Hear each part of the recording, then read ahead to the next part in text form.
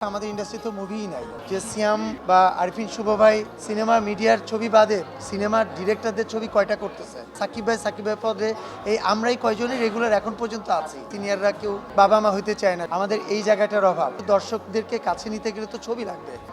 number one হচ্ছে ইন্ডাস্ট্রিতে movie বানানোর দায়িত্ব হচ্ছে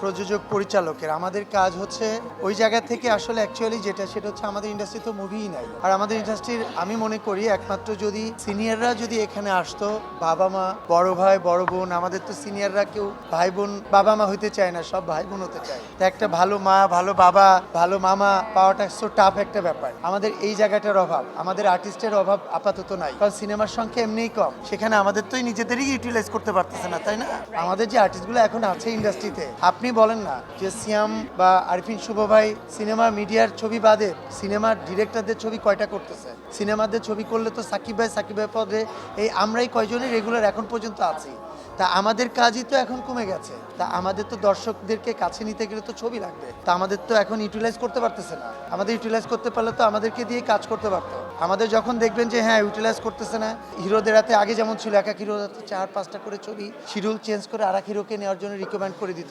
আর এক হিরোকে বলতো সেটা তো আমরা করতেছি না আমরা এখন নিজেদেরই কাজ কম তা আগে কাজের সংখ্যা বাড়াইতে হবে